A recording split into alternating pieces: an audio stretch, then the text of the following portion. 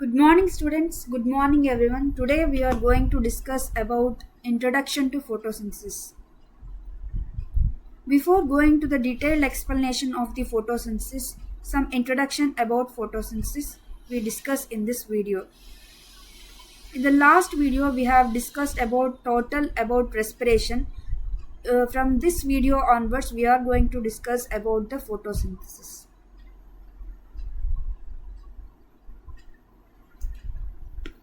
Introduction.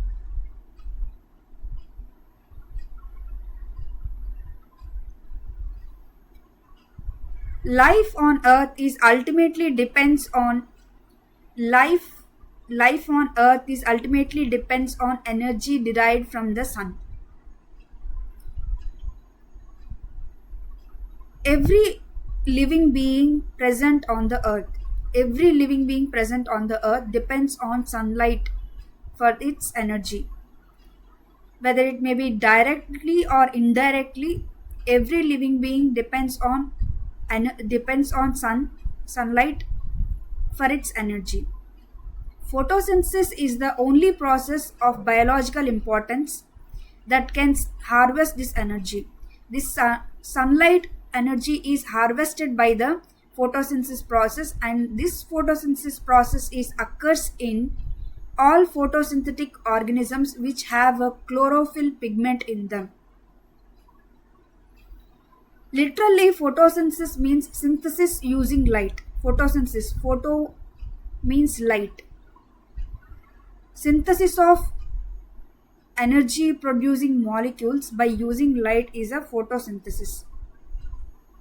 Synthesis means here preparation. Photosynthetic organisms use solar energy to synthesize carbon compound that cannot be formed without the input of this energy.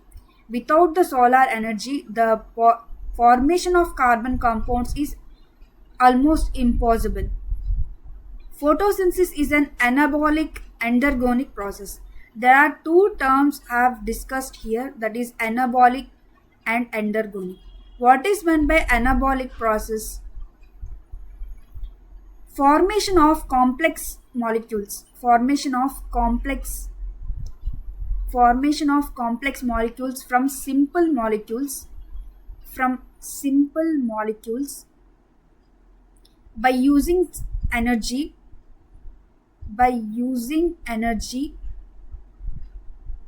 is known as anabolic process. Photosynthesis is the anabolic process. By using energy from sunlight, it produces complex molecules like glucose from simple molecules like carbon dioxide and water. So this is no anabolic process. What is meant by endergonic process? This is a thermodynamic process. Endergonic process is uses energy. Photosynthesis uses energy. This is the endergonic process. Energy is absorbed by the process. In an endergonic process, energy is absorbed by the process, by which green plants synthesize carbohydrates, initially glucose, requiring carbon dioxide, water, pigments and sunlight. In other words, we can say that photosynthesis is a transformation of solar energy, radiant energy, light energy, ultimate source of energy of all living organisms, into chemical energy. Photosynthesis is the transformation of solar energy into chemical energy, is known as a photosynthesis. This is the oxygenate photosynthesis equation. This is the well-known equation from since our childhood, that is 6CO2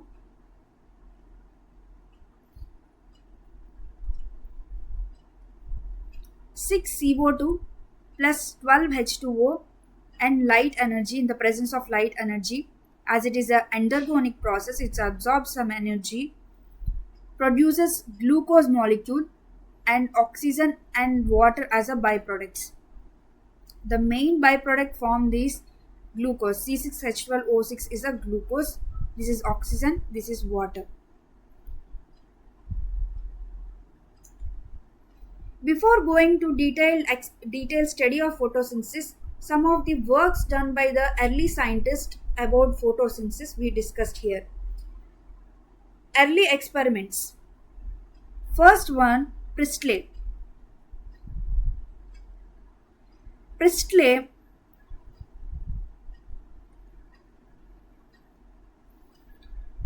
in 1770 he conducted experiment by using bell jar, mouse and a lighted candle. First what he have did is he placed bell jar and a lighted candle and a mouse.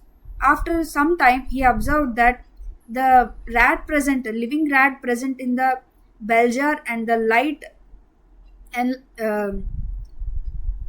light of the candle is pop off and the mouse was died. When this repeated this experiment again with by placing a mint plant and living mouse and a lighted candle, candle continuously glow and mouse was alive. What he has observed is the poisonous gas released by the mouse is absorbed by the this plant, and the natural air, purified air, is absorbed by the mouse and the candle. In order to glow a candle, it requires some oxygen. That purified air is no oxygen. And another scientist, Julius von Sachs, in 1854 shows that green part in plant produces glucose, which is stored as starch. What he have observed is the green part of the plant are responsible for the preparation of the glucose. For the glucose preparation, green part of the plants are responsible. Starch is the first visible product of photosynthesis. Engelmann, T.W. Engelmann, in 1843 and 1909, used a prism to split the light into its components and then illuminated Cladophora, an alga placed in a suspension of the aerobic bacteria. What he have did is he split the light into different wavelengths by using prism, and he placed the aerobic bacteria. He found that bacteria accumulated in the blue and red light of the split spectrum. This bacteria was accumulated in the blue wavelength of light and red wavelength of light. He thus discovered the effect of different wavelengths of light on a photosynthesis, that is action spectrum.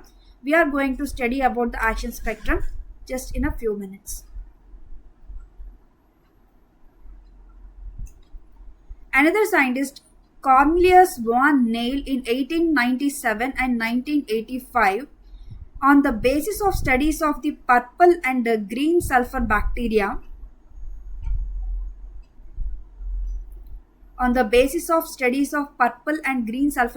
showed that photosynthesis is a light-dependent reaction in which hydrogen from an oxidizable compound reduces to sugar.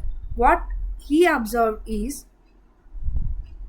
by using the study of purple and green sulfur bacteria, photosynthesis is a light-dependent reaction. Photosynthesis always depends on light for its reaction, in which hydrogen from oxidizable compound here is water. Hydrogen from oxidizable compound reduces to sugar. John Ingenhousz, he placed aquatic plants like hydrilla in sunlight and in dark in both under water. He placed hydrilla plants in sunlight and in dark both under water. What I have observed is some bubbles come out from that only in the presence of sunlight, not in the dark. Some bubbles are formed in the sunlight. Those bubbles are oxygen bubbles.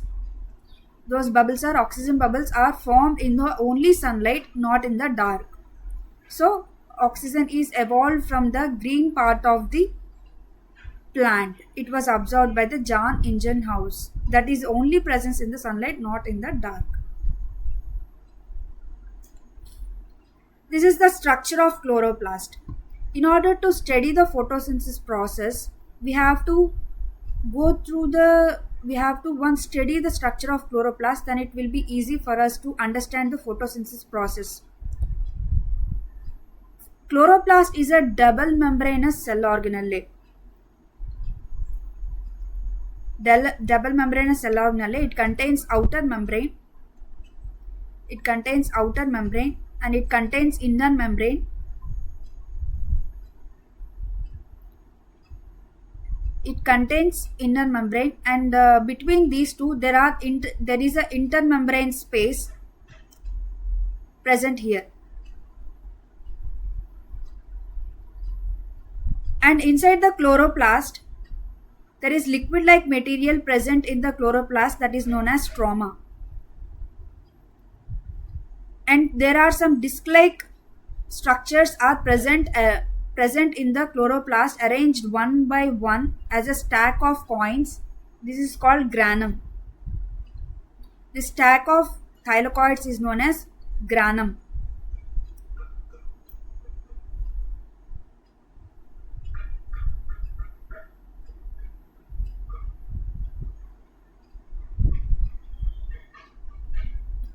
This stack of thylakoids are connected by the stroma lamella.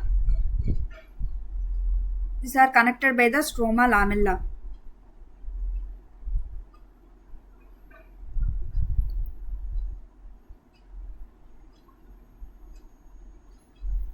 And inside the chloroplast, there is a chloroplast DNA and a drop of lipid, and 70S ribosomes are present in chloroplast DNA. There is starch granules are present. This is the thylakoid lumen space. This is thylakoid space. Light reaction takes place in granum, that is thylakoid membrane.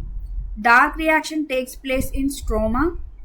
We are going to discuss these reactions in next upcoming videos. This is about the structure.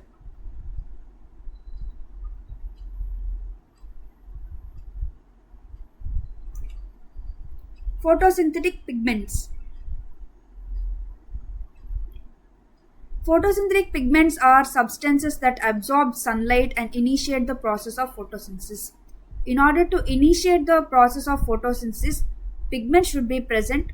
Those pigments absorb sunlight at a various wavelengths of light and initiate the process of photosynthesis. There are three categories of photosynthetic pigments are present. Those are chlorophyll, carotenoids, and phycobilins. First, we are going to discuss about chlorophyll. Chlorophyll are green colored most abundant photosynthetic pigments that exist only in major role during photosynthesis. Major type of chlorophylls are known as to exist in plants and photosynthetic bacteria. Those are chlorophyll A, B, C, D, E, and E. Major chlorophyll pigments are chlorophyll A, B, C, D, and E. These are present in plants, and there are bacterial chlorophylls are present. Those are bacterial chlorophyll A and bacterial chlorophyll B, and chlorobium chlorophyll, that is bacterioviridin, is also present. The structure of chlorophyll was first studied by the Willstatter, Stahl, and Fischer in 1912. Chemically, a chlorophyll molecule consists of porphyrin head and a phytol tail. Porphyrin consists of tetrapyrrole rings, a central core of magnesium. Phytol tail is side chain of the hydrocarbon. It is attached to one of the pyrrole ring. This chain helps the chlorophyll molecules to attach with the thylakoid membrane. Out of various types of chlorophyll, chlorophyll A and B are the most important photosynthetic pigment process. Chlorophyll A is found in all photosynthetic plants except in photosynthetic bacteria. For this reason, chlorophyll A is designed as a universal photosynthetic pigment or primary photosynthetic pigment. This is the structure of chlorophyll A. It contains porphyrin head This is all porphyrin head. It contains tetrapyrrole rings. There are 4 tetrapyrrole rings, 1, 2, 3 and 4, and it contains phytol tail attached to one of the tetrapyrrole ring of the porphyrin head. This phytol tail is attached to thylakoid membrane. The molecular formula of the chlorophyll A is C55H72O5N4Mg. The difference between the chlorophyll A and chlorophyll B is there is a methyl group. There is methyl group present in the second pyrrole ring of porphyrin head in chlorophyll A, whereas in chlorophyll B, in presence of methyl group, aldehyde group is present in second pyrrole ring. Rest are all same, C2H5 is. The difference is methyl group is present in chlorophyll A and aldehyde group is present in chlorophyll B.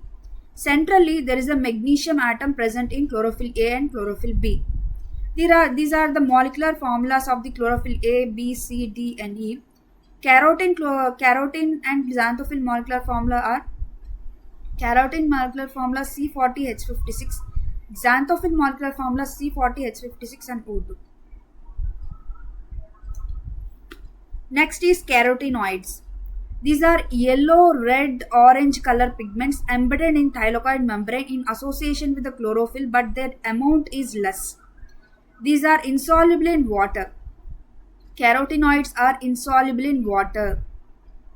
And precursor of vitamin A. These are the precursor of vitamin A. These are two types. Those are carotene and xanthophyll. Carotenoids are two types. That is, one is carotene and another one is xanthophyll. First, we are going to study about carotenes. Carotenes are pure hydrocarbons. Carotenes are pure hydrocarbons.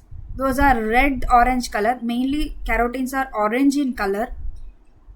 Their chemical formula is C40H56. Molecular formula of carotene is C40H56. Some of the common carotenes are alpha, beta, gamma, delta carotenes and phytoene, neurosporin, lycopene. Lycopene is a carotene which is red pigment present in the ripe tomato. In ripe tomato, lycopene is present. This is a carotene. Beta carotene on hydrolysis gives vitamin A. Beta carotene is a precursor of formation of the vitamin A. Xanthophyll are yellow colored oxygen containing carotenoids. Xanthophylls, the difference between carotene and xanthophyll is the presence of oxygen that makes the carotene as a xanthophyle, and are most abundant in nature. The ratio of the xanthophyle to carotene in nature is 2:1. In young leaves, the most common xanthophyle in green plant is a lutein, C40H56O2, and it is responsible for the yellow color in autumn foliage. In autumn foliage, the yellow color of the leaves are responsible for xanthophyle. Both carotene and xanthophyle are soluble in organic solvents like chloroform, ethyl ether, carbon disulfide, etc. These carotenoids are soluble in organic solvents. They are insoluble in water. Whereas phycobilins are soluble in water. These are water soluble pigments abundantly present in algae and also found in higher plants. These are two important types of phycobilins. Those are phycoerythrin, red color pigment. Phycoerythrin is a red color pigment. Phycocyanin is a blue color pigment. Like chlorophyll, these pigments are also open tetrapyrrole but do not contain magnesium and phytol chain. Phycobilins do not contain magnesium and phytol chain.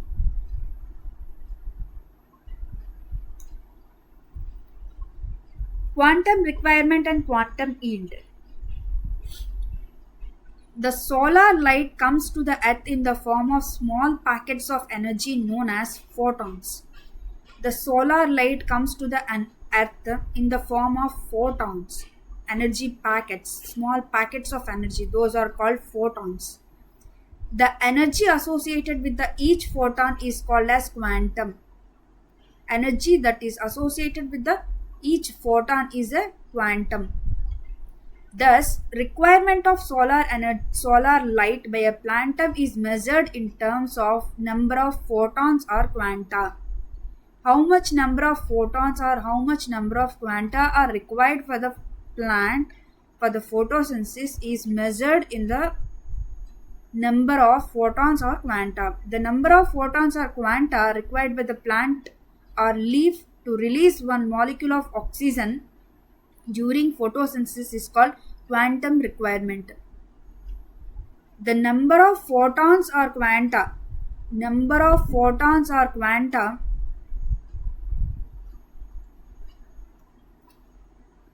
number of photons or quanta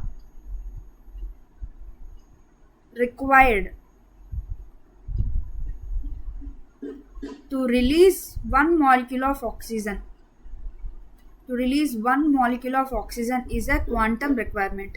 It has been observed that most of the cases quantum requirement is 8.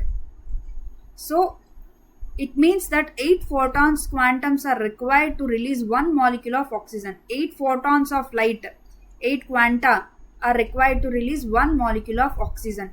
The number of oxygen molecule released per photon of light during photosynthesis is called quantum yield.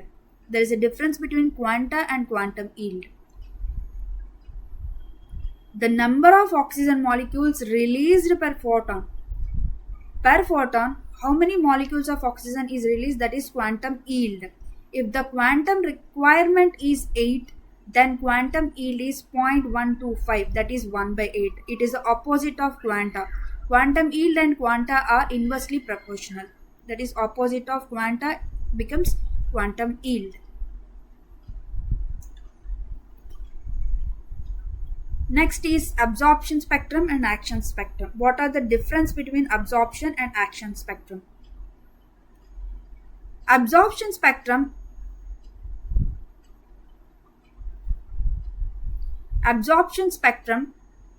shows that wavelength of light absorbed by the each pigment. For example, chlorophyll. Wavelength of light absorbed by the each pigment. Absorption spectrum is the wavelength of light absorbed by the each pigment. At which wavelength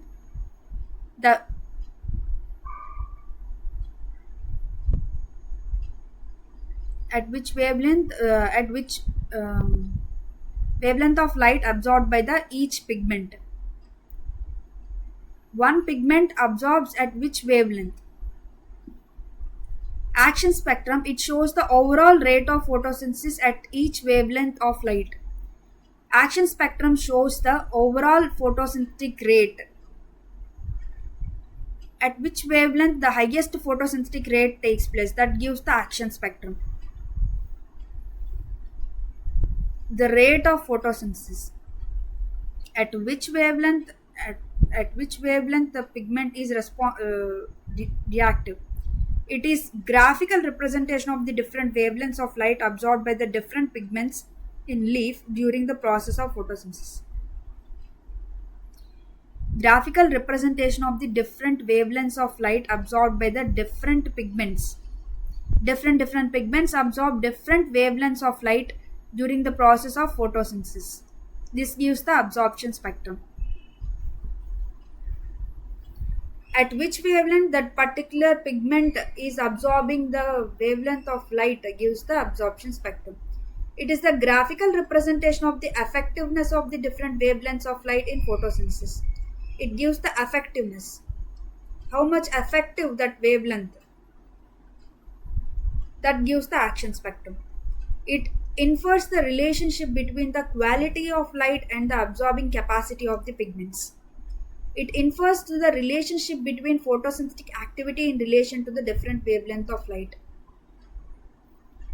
At different relationship, action spectrum gives relationship between photosynthetic activity and the different wavelengths of light. It can be studied directly. It is studied in relation to the oxygen evolved and carbon dioxide absorbed. How much oxygen is absorbed? How much how much oxygen is evolved to the carbon dioxide absorbed gives the action spectrum. The absorption of the wavelength of different pigments can be measured with the help of spectrophotometer. With the spectrophotometer, different pigments can be measured. The amount of photosynthesis can be measured with the amount of carbon dioxide and oxygen production and ADP production. These are photosynthetic pigments, that is chlorophyll A. Chlorophyll A is a bright or a blue-green color.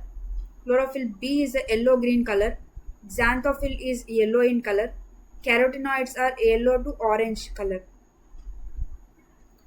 This is the absorption spectrum.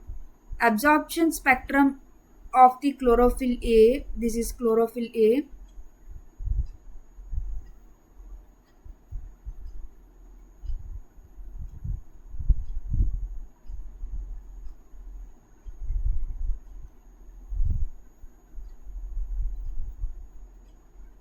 This is the absorption spectrum of the chlorophyll, that is carotenoids.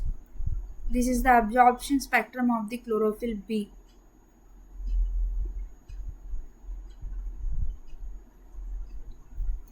This is the at which wavelength the rate of photosynthesis is maximum. At which wavelength the rate of photosynthesis is maximum gives the action spectrum. At 400 wavelength of light, at 700 wavelength of light, the photosynthetic rate is maximum. This gives the rate of photosynthesis and this is the absorption spectrum. This completes the introduction of the photosynthesis. Next we are going to study on light and dark reactions in our upcoming videos. Thank you for watching this video. Subscribe to this channel, more like videos like this.